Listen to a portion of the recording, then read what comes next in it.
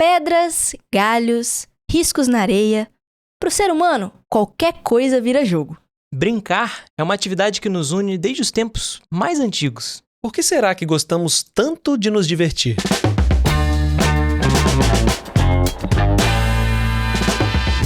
Oi, eu sou a Inaê e eu aposto que vocês vão gostar do tema de hoje, hein? Oi, eu sou o Kainan e eu queria ter mais tempo para jogar. Também. E eu sou o Cauê e eu tenho saudade do Clique Jogos. Eram tempos mais simples. Sejam bem-vindos ao episódio 8 do Mostrando a Língua. E hoje vamos falar sobre por que o ser humano joga, gente. Por que a gente gosta de se divertir, se diverte da forma como a gente faz. Vamos falar sobre esse impulso humano de jogar, de brincar. Da onde vem isso? Por que a gente faz tanto? Eu tô com vontade de me divertir. Hoje vamos pegar mais leve, então? Rapaz, eu acho que esse tema ele é tão maravilhoso que daria pra gente fazer um só sobre o videogame, um só sobre o dado, um só sobre RPG. Isso aqui é uma introdução, eu acho, esse episódio. Exatamente. Então vamos para a conversa de hoje, que é sobre o jogo e a sorte.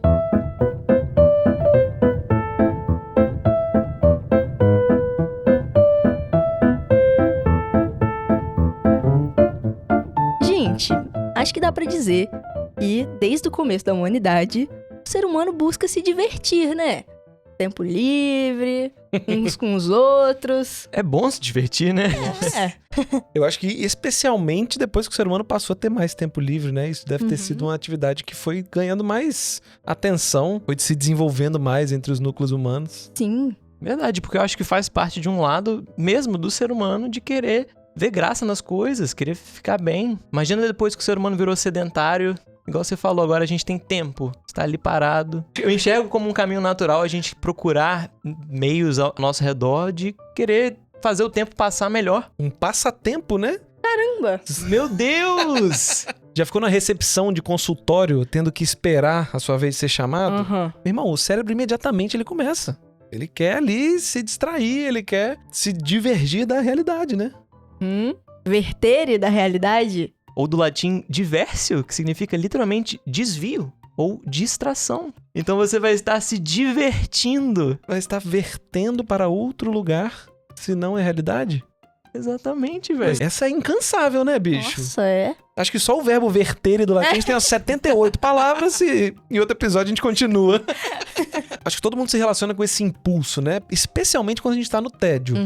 Vocês lembram que no episódio da imagem e da ação eu trouxe um conceito do homo pictor? Que seria aquele estágio humano, né? Onde o humano passa a pintar. Vocês sabiam que teve um historiador dos Países Baixos que fez um conceito parecido em relação aos jogos? Ele chamou de homo ludens. Ou seja, o homem que joga. E aí nós estamos falando de pré-história, né, gente? Impulsos humanos do ser humano ainda na natureza, passando a fazer isso como uma atividade.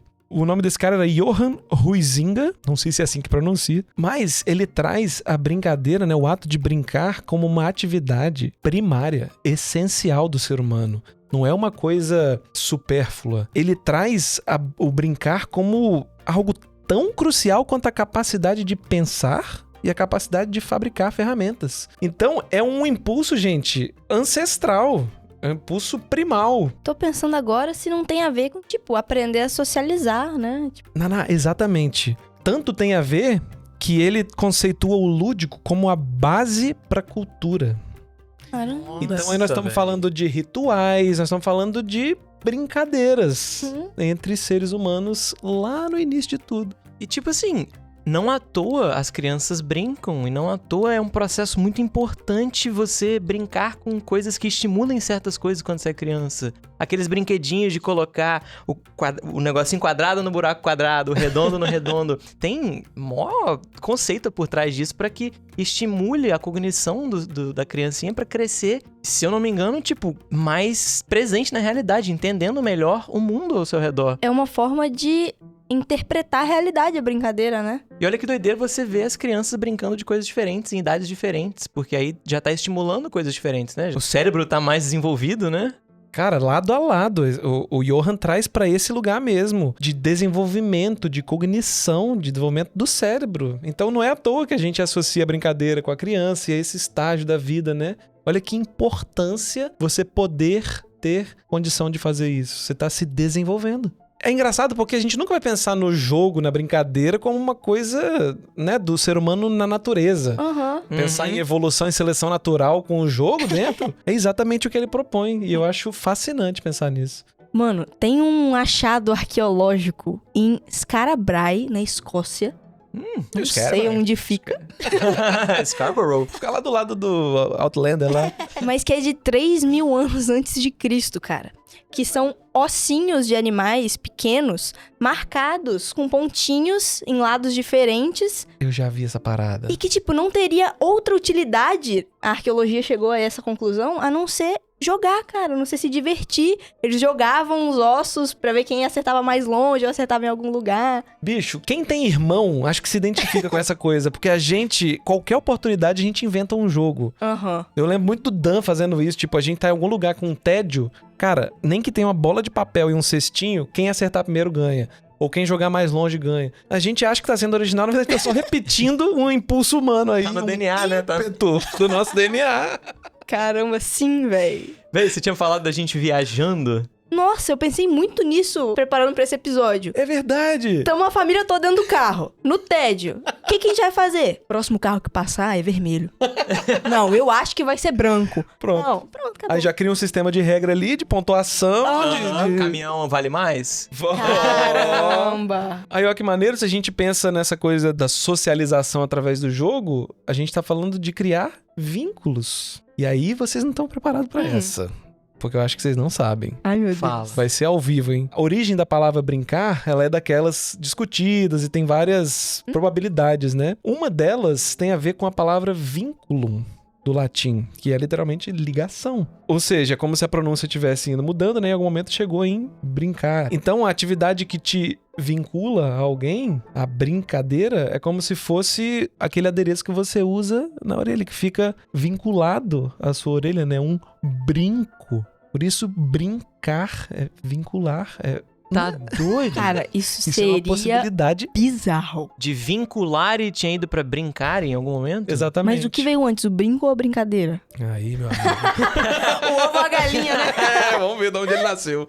Pergunta pro etimólogo lá, o que ele acha. A gente só pôde furar a orelha depois de criança. Colocar brinco. Fale por você. Fale por você, Cauê. Que eu, neném, tive que chorar no hospital.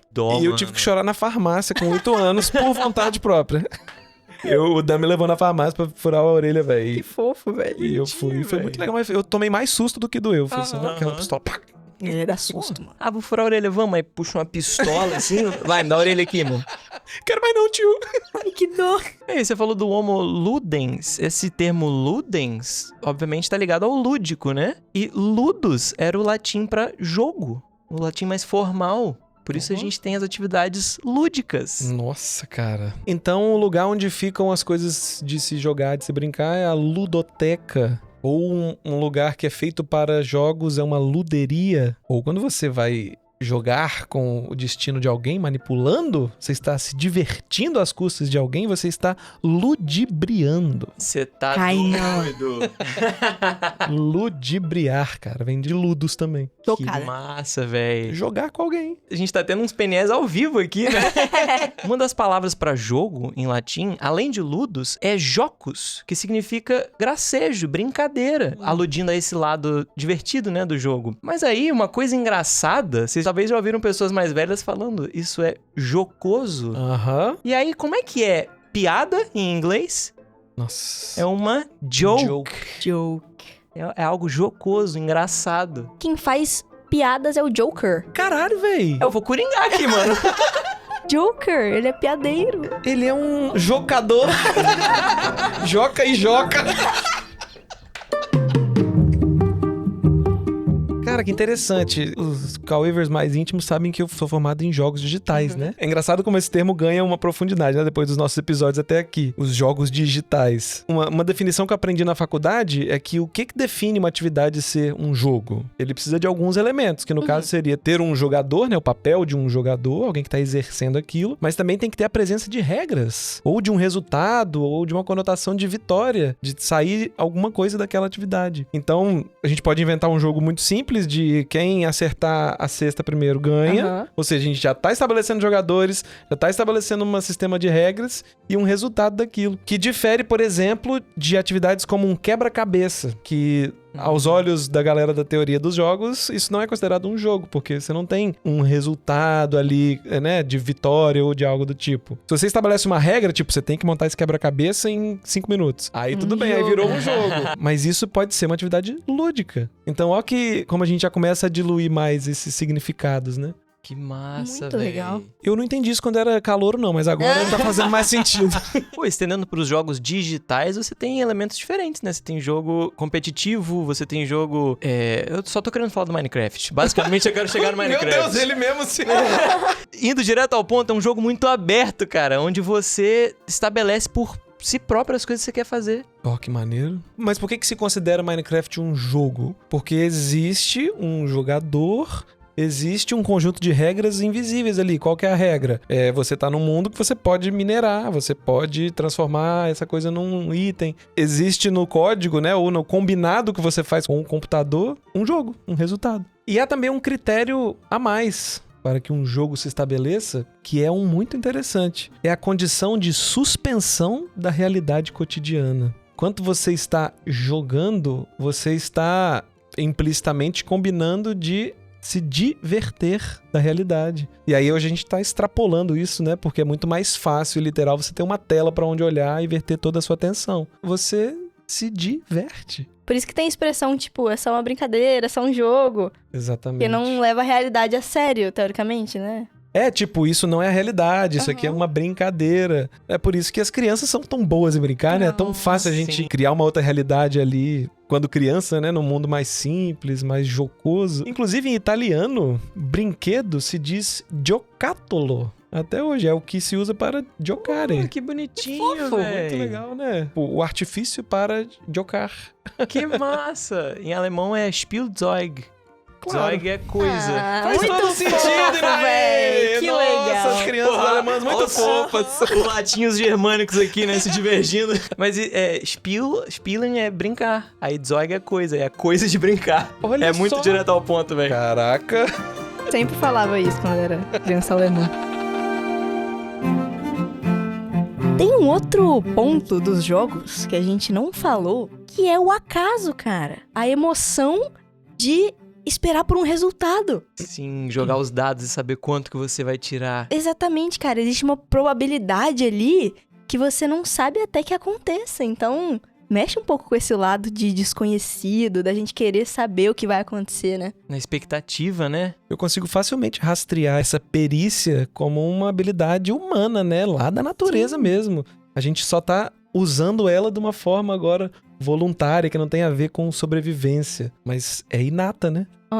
E aí, olha que interessante, você falou do acaso, tem muita relação dos povos árabes com os primeiros jogos, né? Porque eram populações que têm vestígios dessas coisas. Um dos vestígios dos povos árabes são os primeiros dados. E aí tinha um costume muito interessante que é do dado ter um desenho de flor em uma das faces. E, em árabe, flor se diz azar. E aí, olha que fascinante. O fato de você jogar um dado e ter o resultado da flor tem vínculo com essa coisa do acaso, da sorte, do fato do jogo estar confiando em uma probabilidade. E aí, por isso, o azar é uma palavra que foi herdada do árabe para se referir à sorte. Em espanhol, por exemplo, não tem a conotação que tem no português. O azar é simplesmente o acaso. Uma probabilidade, uma chance. Uma das chances daquelas faces do dado. E aqui, na nossa língua, ficou com esse sentido negativo. É a chance ruim.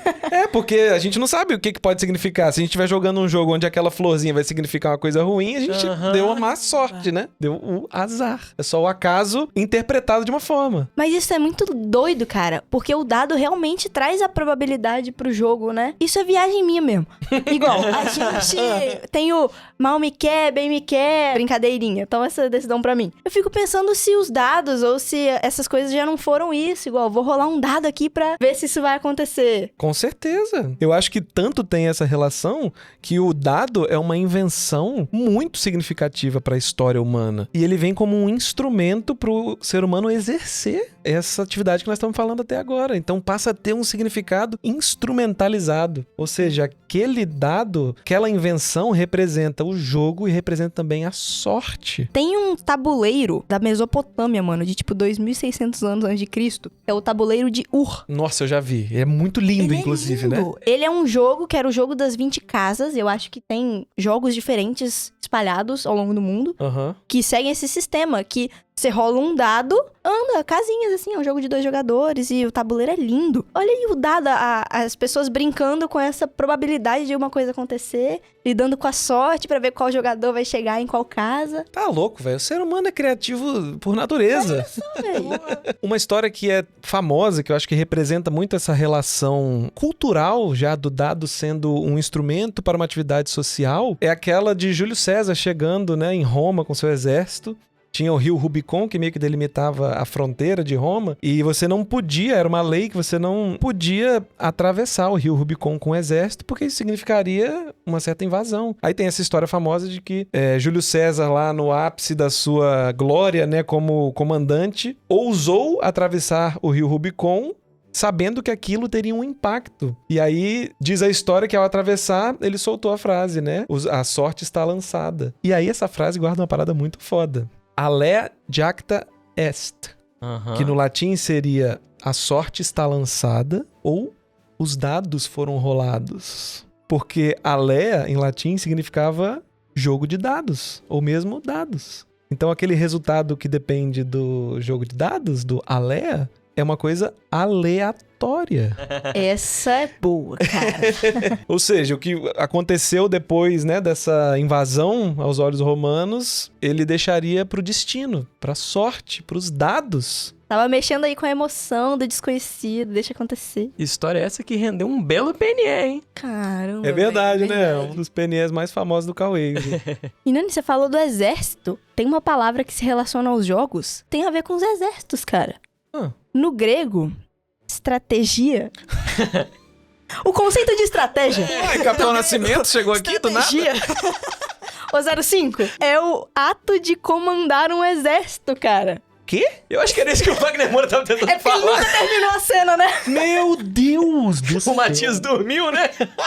Véi, estratégia é o ato de comandar um exército, olha só. Fazer algo bem sucedido, né? Você ter uma estratégia, vai comandar aquele exército da forma certeira pra alcançar o seu objetivo. Meu Deus, aí um jogo de estratégia, tipo o Age of Empires, é a natureza sendo cíclica, né? Tá aí agora você jogando um jogo de mexer exércitos, mexendo um exército. Pois é, cara. Ai, Cauê, não fala de Age of Empires, não. Não, pra eu ter a ref do Age of Empires é porque eu tenho irmão mais velho, né, velho? 2, né? Isso aí dos jogos de estratégia, cara, eles se diferenciam dos jogos de probabilidade, por exemplo. Porque você não vai rolar um dado pra ver qual que vai ser o resultado do seu jogo.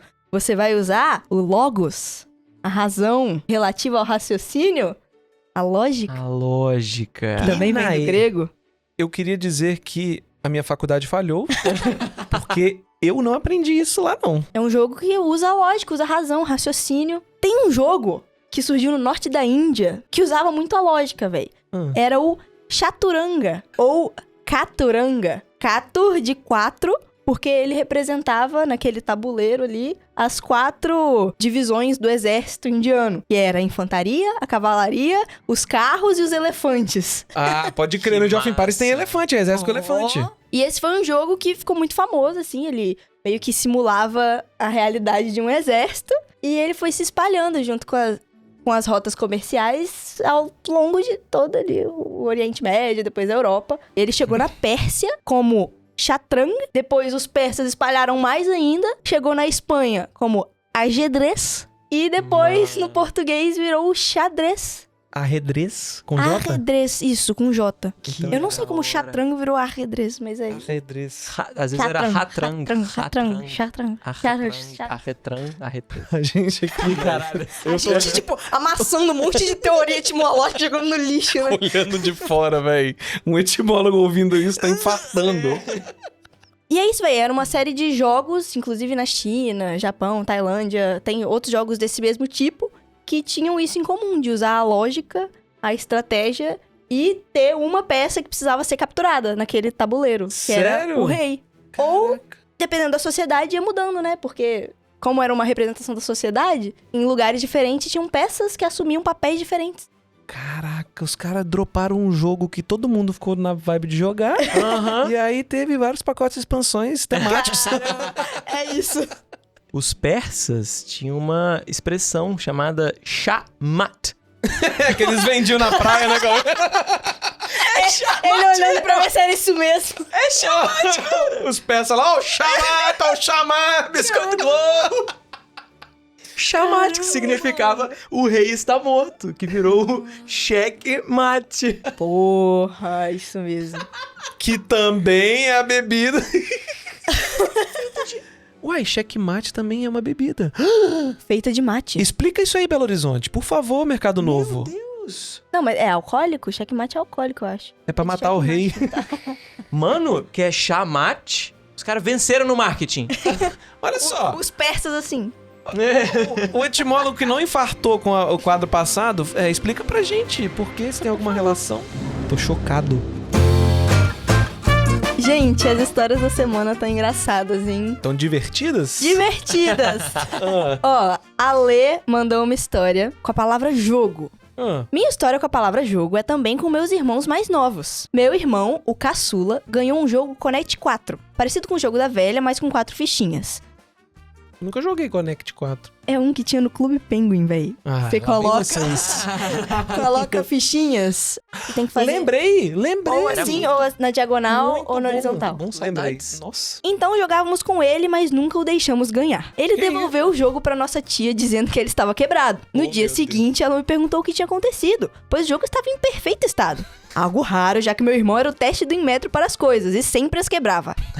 Se passasse por ele, tava bom. Eu disse a ela que não tinha nada quebrado, mas que ele não sabia perder. Enfim, lições que irmãos mais velhos passam para os mais novos. Não é o Dan que mandou, não? Isso aí? Coitadinho, o pior é que a história acaba aqui. O irmão dele ficou injustiçado, Não! ficou sem jogo. E ninguém ganhou. Caraca, bicho. Ó, primeiro, injustiça com o irmão. E segundo, com a gente. Deixar sem saber o final da história, Lê. É. Manda aí pra gente falar no Ressacas. Por favor. A Zeza mandou uma história sobre a palavra sorte. Meu nome é Zeza da Rocha, 55 anos, de Fortaleza, Ceará. Um salve pro Ceará.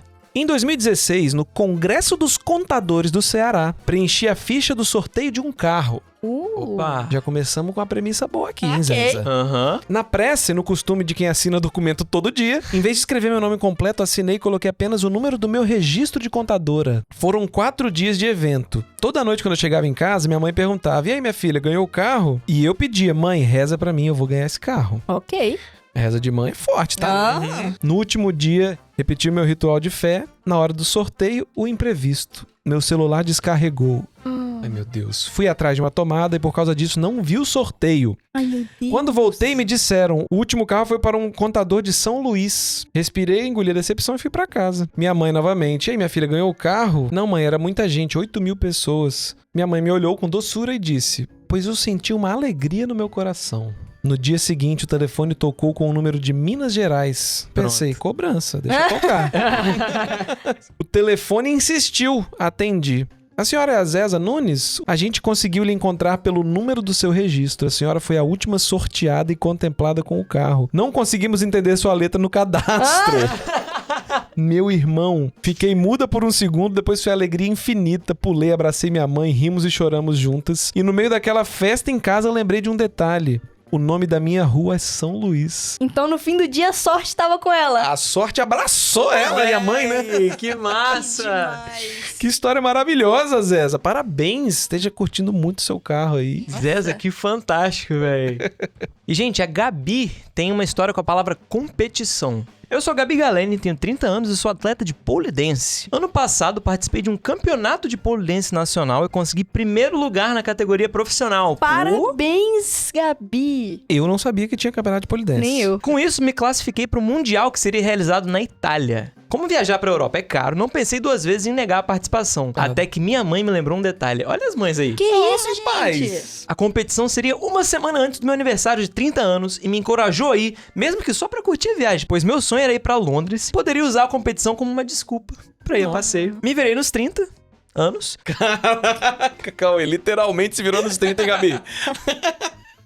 Fiz rifa, arrecadei a grana e fui. Cheguei um dia antes da competição. Eu real não tava pensando em competir. Eu só queria ir pra Londres Olha e fazer a Harry Potter Studios Tour. No dia da competição, eu acordo com a ligação da minha amiga. Gabi, corre pro teatro que a competição tá adiantada quase 2 horas. Se você não chegar, vai passar a sua vez. Consegui apresentar e dei meu melhor, da forma que eu tinha no momento. Na hora da premiação da minha categoria, eu tava tão avoada que quando anunciaram o 3º lugar, eu só aplaudi e fiquei esperando. Até que minhas amigas viraram pra mim e gritaram: Gabi, você ganhou! É você, sobe! Gênia. Ganhei um título de presente de aniversário e realizei um sonho.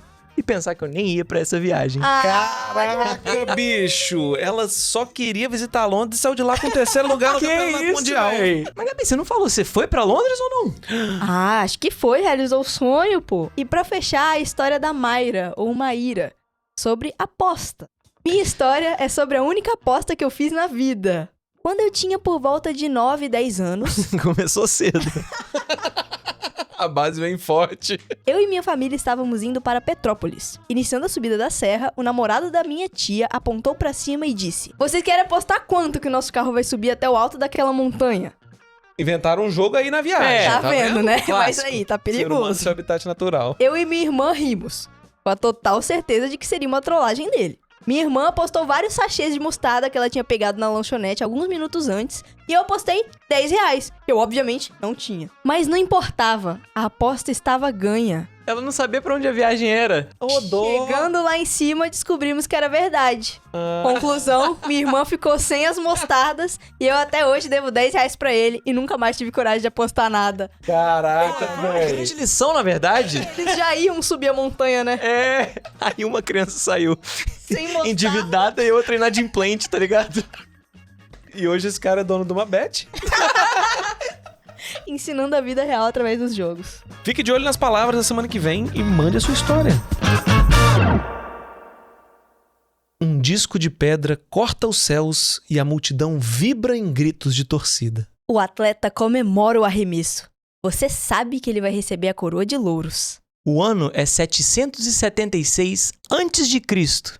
e você tá assistindo aos Jogos Olímpicos.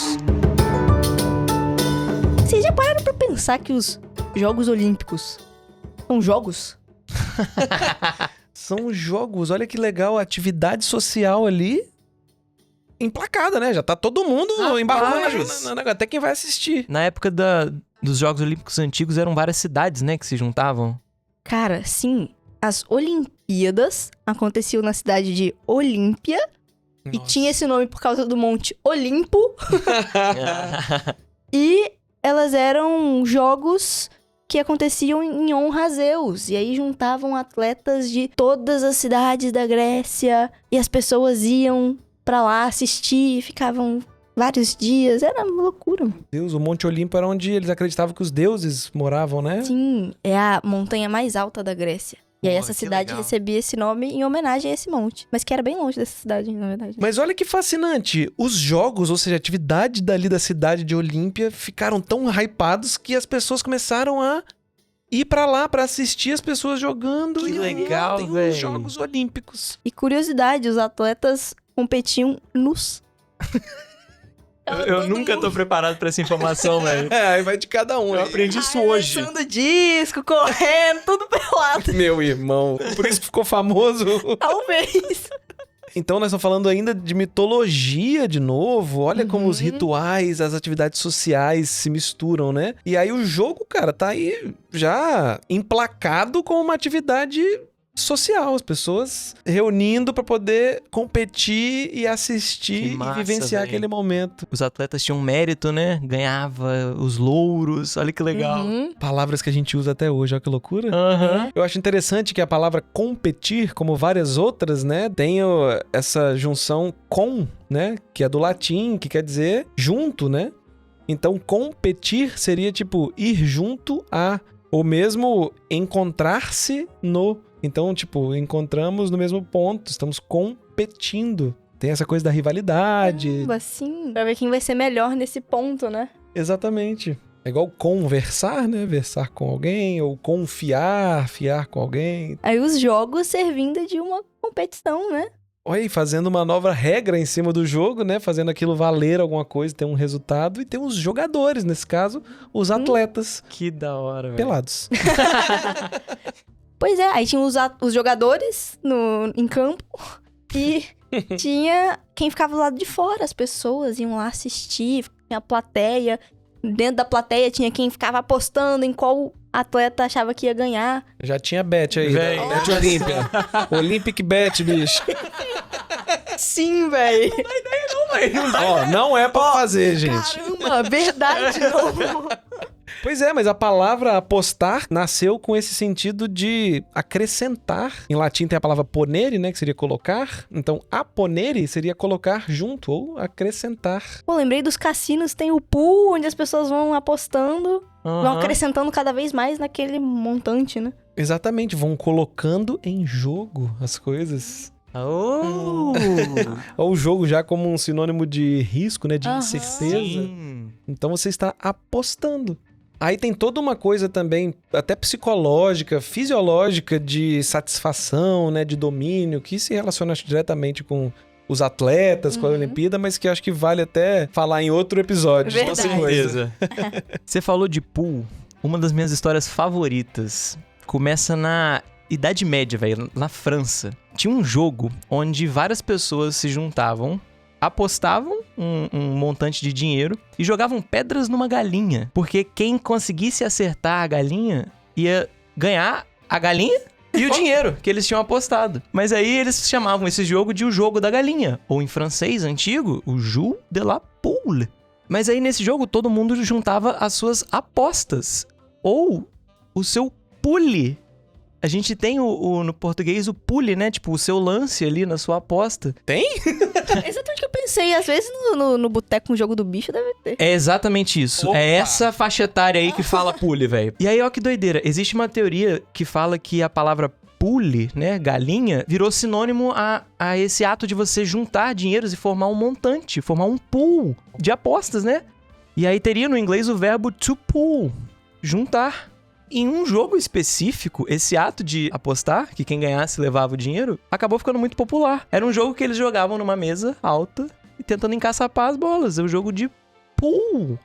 Mano, por isso que fala pool em É inglês, eu pool. nunca entendi. Straight pool, 8-ball pool, são vários são jogos, vários várias jogos. categorias de pool. E me diz, onde que a galinha fica guardada? No- Na roça. No puleiro, velho. No puleiro, velho. Cara, essa é muito boa, velho. O jogo pool, mas que, na verdade, ele tá englobado em uma categoria muito ampla de jogos que vem do francês, que era jogado com o taco, ou no francês o billard, e as bolas. As billes era o jogo de bilhar. Eu demorei muito pra entender isso, que tipo, os jogos de bolinha e taco não são todos a mesma coisa. Pra mim era Aham. É, são várias regras diferentes, são vários Jogos. jogos. E tinha um jogo criado pelos britânicos que eles jogavam no exército. E aí pegou o nome dos cadetes que eles zoavam. Tipo, nossa, você tá jogando ruim igual um cadete.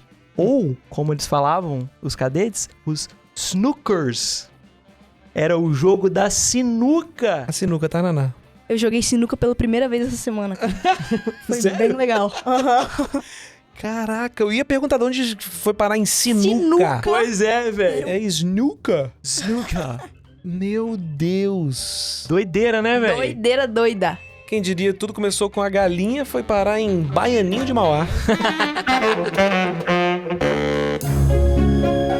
Olha que interessante, hein? O Os jogos ocupando um lugar de atividade social, agora fazendo parte da vida das pessoas, uma atividade que se encaixa em algum lugar ali na rotina, na vida das pessoas, né? Poxa, pensar na mesa de domingo, pensar na família unida ali se divertindo. Pensar na sinuca, numa família jogando, ou numa mesa a gente jogando baralho, cartas. O baralho é gigante, né, no Brasil, é muito massa isso. Tem esse lado de estender o jogo pra uma atividade coletiva. Estão falando até de ritual, né, de tradição. Olha como o jogo não é só uma coisa que nos distrai da realidade, não, é uma atividade humana. Era uma forma de passar o tempo mesmo. Fazendo um retrospecto que a gente falou lá no início do episódio, né, sobre o Homo Ludens, né, o homem que joga. Todo esse conceito do que é um jogo, você tá indo para um espaço que só pertence àquele conjunto de regras, aquela realidade onde todo mundo tá compartilhando ali. Então tem essa coisa da suspensão da realidade cotidiana, que é identificável em todos os jogos, mas que também favoreceu certos nichos de se desenvolverem, né? Pessoas que se interessam mais por isso e darem um conceito, um tipo de jogo específico que agrada a essas pessoas. Então não tem nada mais suspender da realidade do que criar uma realidade junto com outras pessoas, né? Jogos que estimulam a imaginação, por exemplo. A imaginação, o ato de fazer imagens na cabeça. A gente falou lá no episódio 5, né? Kainan, pode falar do RPG, velho. Chegou, velho. Caraca, galera, eu não sei nem que roupa vestir. Mentira, eu sei sim, tô com a camisa do D&D. Olha um exemplo de um jogo que reúne muitas pessoas numa atividade social pra se divertir, criando um mundo, né? E divergindo da realidade nesse sentido. Eu gosto muito de RPG, dessa relação que se faz com uma outra criação do ser humano, que é a literatura. Então a gente tem os livros de fantasia fazendo as pessoas poderem escapar da realidade através da imaginação, mas a gente tem isso se fazendo em tempo real, compartilhado, ou transformado em jogo. A gente tem o role-playing game, o jogo de interpretação de papéis. Tem essa dimensão do jogo ainda mesmo, né? Tipo, tem os dados, tem uma ficha que vai determinar quem é o seu personagem, a probabilidade. Você pode tirar baixo nos dados e seu personagem se dá mal naquela situação, ou você tira o máximo, 20, sucesso crítico. Você tem um conjunto de regras tão bem elaboradas que você tem um livro de regras, né? Você tem sistemas de regras diferentes. Olha como a gente tá falando de um jogo que se aperfeiçoou e que se desenvolve junto com a comunidade, né? É um jogo perfeito, você parar pra pensar. Eu queria falar, ainda bem que você tá saindo da sua boca e não da minha. Tem interpretação, tem tudo. Eu gosto muito de usar aquele exemplo pra explicar o RPG de mesa pra quem não conhece, de imaginar um videogame sem o controle, onde você controla com a mente. Você pode fazer o que você quiser e imaginar e controlar o seu personagem de uma forma muito mais elaborada e trabalhada do que qualquer controle faz. Não sei se vocês já jogaram aqueles jogos de múltipla escolha, que o personagem tem uma fala, e aí você... Eu não queria falar isso, eu queria falar uma coisa mais específica. Exatamente, cara. O RPG de mesa proporciona esse momento, velho, de você poder criar a história que você tá querendo. Contribuir com a história de outras pessoas, criar coletivamente uma narrativa. Você tem papéis diferentes de jogadores jogando juntos, né? Mas, acima de tudo, o que eu acho fantástico é o impacto que a invenção do RPG tem na cultura. Agora a gente viu com a história dos computadores como esse era um momento onde estava tudo em ebulição nessa tecnologia, né? E o RPG, por ser um jogo onde você pode jogar com papéis e fichas, você não precisa de nada específico, ele invade o computador e começa fácil de ser jogado porque era feito em texto. Então a gente tem esse aí, programadores que programam jogos de RPG em texto. Você tem uma narrativa onde você pode interagir, você pode jogar aquela narrativa. Por mais que tivesse talvez algumas escolhas também pré-definidas, você está mais do que lendo um livro, uma história, você está